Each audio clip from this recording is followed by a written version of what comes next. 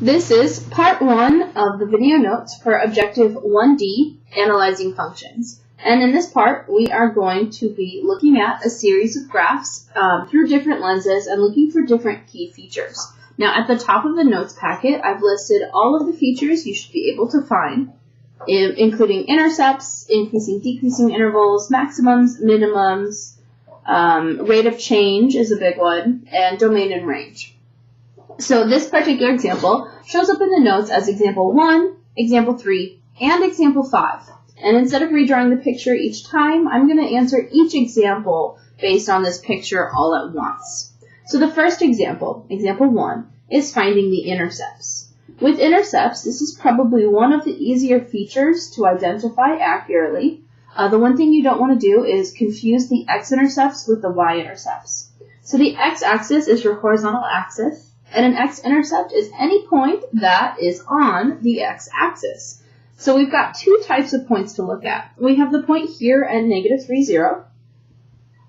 That does not cross through the axis, but does intercept the axis, so it counts as an intercept.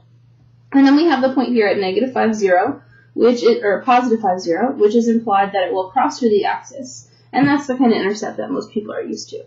Keep in mind, when you're writing an x-intercept, I expect you to write an ordered pair, and I expect you to have 0 as the y-intercept, because this is what makes a point an x-intercept. This graph also has a y-intercept, and I chose this graph specifically because the scale is not counting by ones. So we've got 1, 2, 3, 4, 5 on the x-axis, but we have 30, 60, 90, 120, and 150 on the y-axis. So you might be tempted to say that the y-intercept is 3, since it's 3 units up, but it's actually at 90 since each unit counts as 30. This graph shows up again in example 3, and example 3 is asking you to identify the increasing and decreasing intervals as well as the maximum and minimum, and that's because those two concepts are related together. So let's start with finding the increasing and decreasing intervals, and I'm going to use two different colors to highlight this for you. When you read the graph from left to right, the graph does not go up because we want to start at the far left and we want to scan across the graph. So even though this arrow is pointing up, this graph's behavior is decreasing. Then we reach a point, and that point is called an extrema, and it also is an inflection point, a turning point in the graph. At this specific point right here, the graph stops decreasing and starts increasing. When does the graph stop increasing? Somewhere in this region, we have another point of extrema that's a little bit easier to find on your paper graph than it is on my whiteboard graph. From this turning point, we are going to decrease again. Does this graph ever change direction again as far as we can see?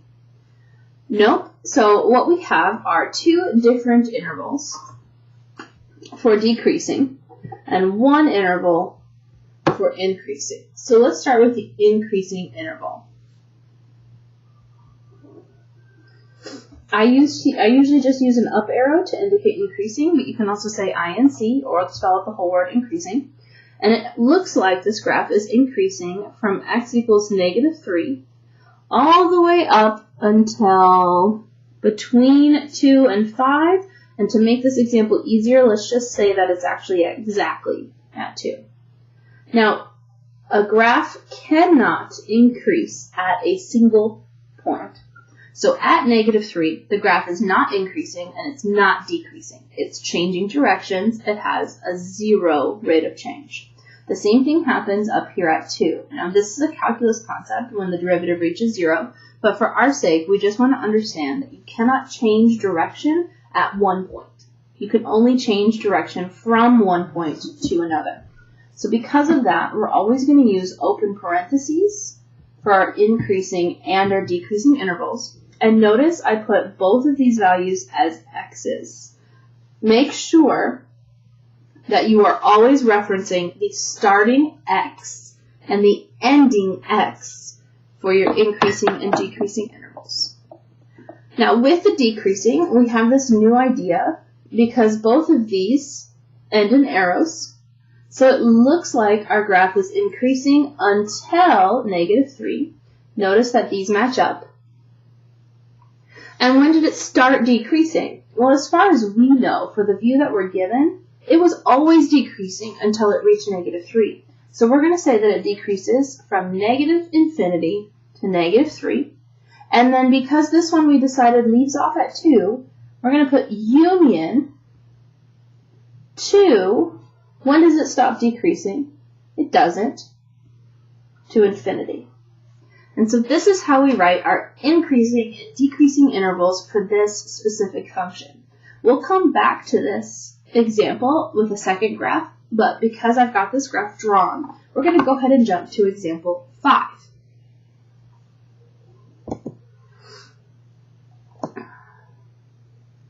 Example 5 is pretty critical because this is one of the course competencies you are expected to know as an MAT 150 student. You have to know how to find the rate of change from a graph, from a table, from a function. Rate of change is a very, very important skill in calculus, and so we're just going to approach it here in 1D as we find the slope of the graph or the rate of change from an equation. So rate of change, or average rate of change, is commonly known as the linear slope between 2 points. When you're looking at a curvy graph like this, you're going to be imagining a straight line from your starting point to your ending point, which is how we can get away with using our slope formula. So we're first going to evaluate the interval from -3 to 0, and I'm going to change colors again so that it doesn't get confused with my increasing and decreasing intervals. I have a point at -3 and a point at 0. And the question is, if there were a straight line drawn from the starting point to the ending point, what would the slope of that line be? So there's 2 ways to evaluate it from a graph. You can count the rise over the run, or you can write down the ordered pairs and use the average rate of change or slope formula, which is to do y2 minus y1 over x2 minus x1. Now, in our class, we aren't going to reference the x and y's. Instead, our formula is going to be f of b minus f of a over b minus a. So this is a, b, this is f of a because this is the output, and this is f of b. How did I get a -3? I missed a negative. So I have an error in the scratch work. Hopefully you don't have the same error. But I needed to do 0 minus -3, and I missed the extra negative. This is positive, and this is positive. Now, I caught this mistake the same way that I want you to catch mistakes. I looked at the green line, which is going up. I noticed it's in my increasing interval, and somehow I ended up with a negative slope. And that's not going to work for me. If we're in the increasing interval, we should have a positive slope. We're going to repeat that for the next interval, which says 0 is less than or equal to x is less than or equal to 4, which basically means between 0 and 4. So let's switch color again. I already know my point at 0 is 0,90. Where is my point at 4? Looks like it's also about 90. And again, this graph is not perfect, but we are going to force it into perfect points. So if you connected these lines, what would the slope of the connecting line be? Because the lines connect in a flat horizontal constant, we should get a slope of 0. But let's check it with our formula. The first point is 0,90. The next point is 4,90. And if we do our formula, we get 90 minus 90 over 4 minus 0. 0 over 4, 0 slope. Try the last slope. I'm going to clear some space on my whiteboard and give you a chance to calculate this, and then we'll calculate it together.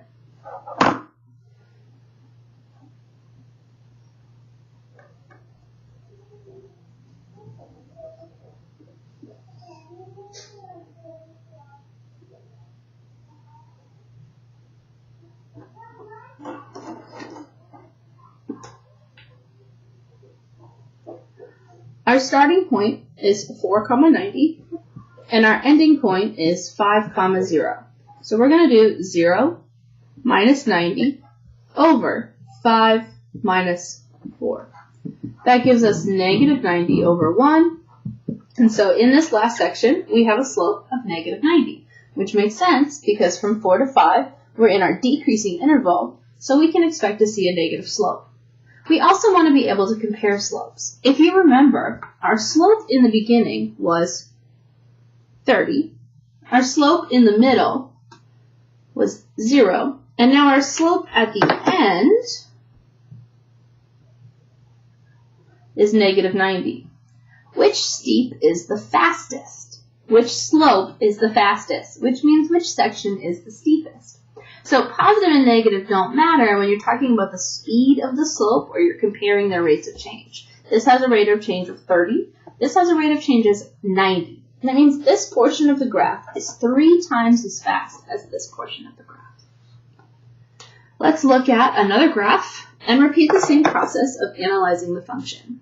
So if we go back, example 2 talks about even and odd functions. And the 2 graphs that I found for an example, one of them is excellent and one of them is not excellent for evaluating even and odd.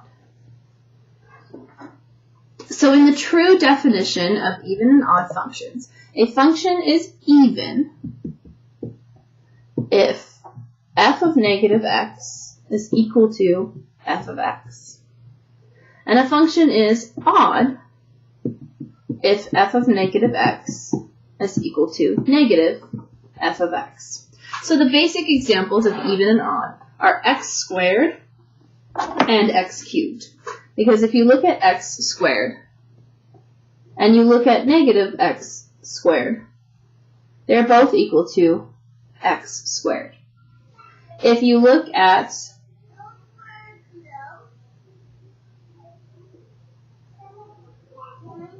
f of negative x, so if you're looking at x cubed, and you look at negative x cubed, the negative does not become a positive when you cube it, so instead you just have negative x cubed, even versus odd. So we're looking at the examples in example 2. The first graph is a cubic function centered at 0, 0. This function is odd. It even shows you some ordered pairs, 1, 1, and then over here we have negative 1, negative 1. That is f of negative x equals negative f of x. The second function is not as easy to identify as being either even or odd. So we're looking at this graph, and we've got 1, 2, 3, 4, 5, and we're going to cross at 2, and we're going to peak at 3, negative 2, 1, 2, and then we're going to come back up through 4. Oh, well, came back up through 4. So here's the graph that we're looking at. Is this graph even or odd? So if we can write an equation, we could just plug a negative into the equation and see if we get the correct output.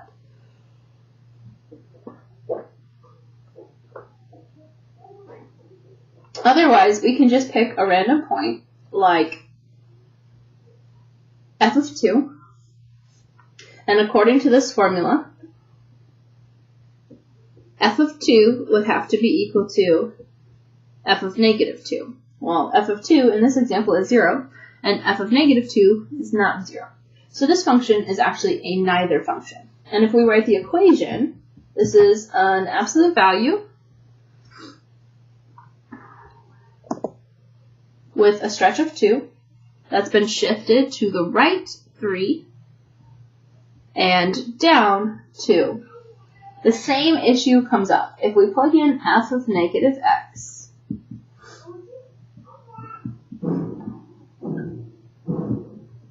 we get f of negative x equals 2, and we can factor out this negative, and then an absolute value of a negative isolated like this, running out of room, is positive, so we get 2 absolute value of x plus 3 minus 2. And f of negative x is not equal to f of x. Mommy? With a function like this, however, the fix is easy because the absolute value is actually an even function. The problem with this one is that it's not centered at the origin. If we redo this function so that it was centered at the origin, or at 0 instead of centered at 3, it then would be considered an even function because every negative would correspond to an equal positive. F of 1 would equal f of negative 1, f of 2 would equal f of negative 2. So this is even if the center is the y-axis.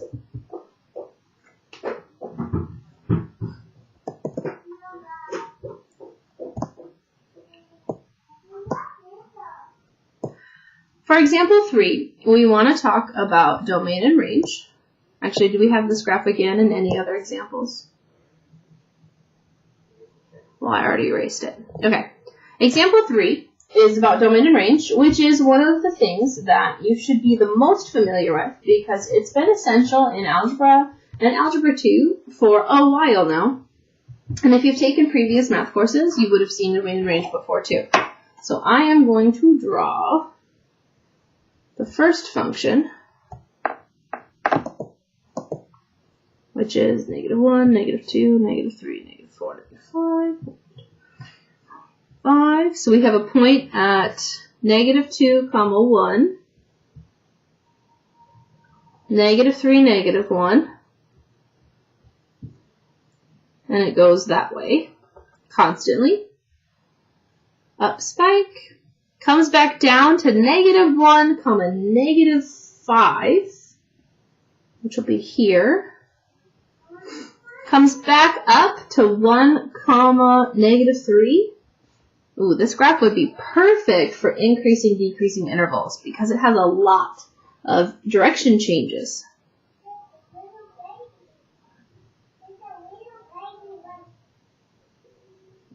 4, 2. All right. So what is the domain and the range of this function? Well, let's start with the domain. Domain runs from the left to the right. So when you're identifying the domain of the function, you want to look at the left-hand boundary, which for our function is right here. And you want to look at the right-hand function, which is here. Now, on the left-hand boundary, we see there's an arrow, which indicates that this graph is going to continue to negative infinity. But on the right-hand boundary, we see a closed circle, which means that the end of the domain is at 4. And because it's a closed circle, we're going to use a bracket. For the range, we want to look at the bottom of the function, which in this case is here. And then we want to look at the top of the function, which appears to be here. Now the domain or the range of this function is bounded. There's no arrow pointing down forever, and there's no arrow pointing up forever. So the bottom number of the range is negative 5, and the top value of the range is 2. Both get a closed circle because both have a closed dot. I'm going to save this graph, but it looks like I have room to draw the second graph, which is a square root function pointing to the left, so it's been horizontally reflected. What are the domain and range of this function? Well, if we're thinking left to right and bottom to top,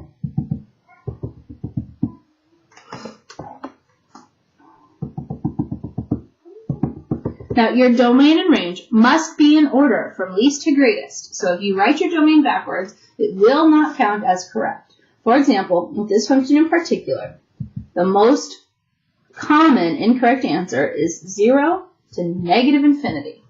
Does this function go to negative infinity? Yes. Is the negative infinity to the right of 0? No. So when you're evaluating this function from left to right, we see the arrow on the left bound, and we see the point at 0 on the right bound. Range is a little bit easier because our brain processes in this direction. So we start the range at 0, and the range goes up forever. Now it's not going up by a lot. It doesn't have a high slope, but it is going up, and that is forever.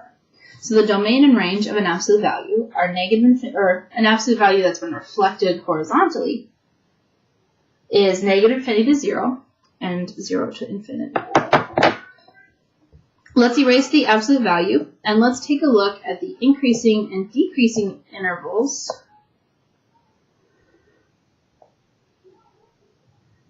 And let's take a look at, not the increasing, decreasing intervals, let's take a look at the slopes of this graph. So I am jumping down to example 5. So rate of change, also called slope, is a measure of how the function changes. In the graphs below, we can visually see where the function is increasing or decreasing, but we need the rate of change to determine how fast the function increases or decreases. Which portion of this graph has the fastest rate of change, and why? So we're going to find the rate of change in every portion of this graph. The first one is a constant line, and that means it has a slope of 0. The second one rises 2 and runs 1, so it has a slope of 2 over 1. You can also use the formula for slope to evaluate this. This function drops down 6 over 1 and appears to have the steepest slope of -6. This portion goes up 2 and over 2, which gives it a net slope of 1. This portion also has a net slope of -1. These two portions have the same rate of change. They are equally as fast as the other. They are just directed differently.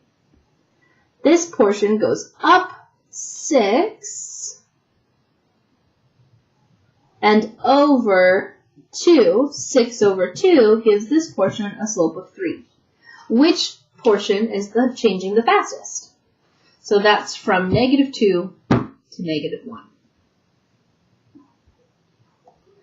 The only thing in this section of the notes I don't think we talked about, I must have skipped it when we did example 4, increasing and decreasing intervals, is we did not talk about the maximums, minimums, local maximums, local minimums. So let's take a look back at this polynomial, and because I've already drawn it once, I'm going to sketch it pretty vaguely.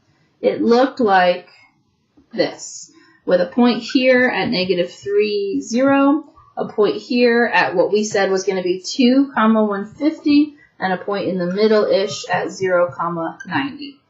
So we did the increasing, decreasing intervals, and we got that it decreases from -∞ to -3, and then increases from -3 to 2, and then decreases from 2 to 150. So -3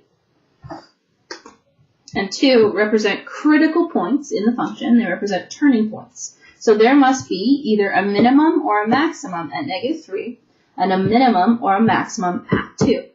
Looking at the graph, because it's going from decreasing to increasing, -3 is what we call a minimum.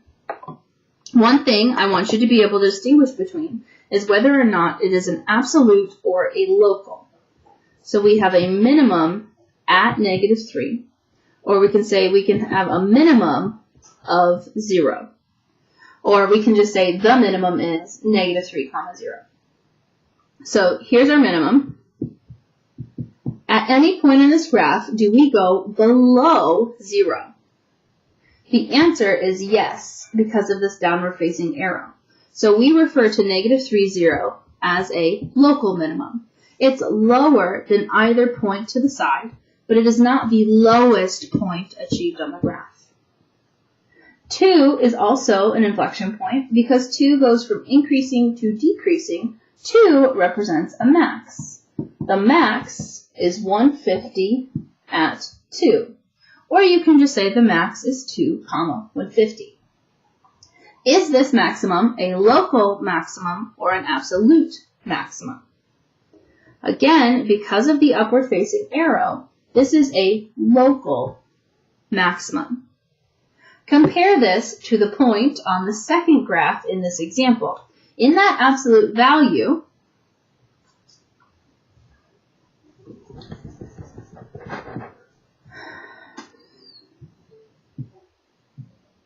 where this is at 2, 3, and 4, and this is at -1, -2, so this point's at 2, -3. In this graph, we are decreasing from -∞ to 2, and we are increasing from 2 until infinity. this is a this is either a minimum or a maximum. Because it represents the bottom point, we're going to say that the minimum is 2, -3. And there are no other minimum points. So these arrows increase to infinity. So we like to call this an absolute minimum. There will not be another point lower than this one. So this concludes part 1 of the video notes for Goal 1D, analyzing functions. In part 2, we're going to do more practice with the absolute or the rate of change formula, and we're just going to do that practice in the context of equations and tables. So if you want to give those a try using your f of b minus f of a over b minus a formulas, you should try those problems before watching the video notes.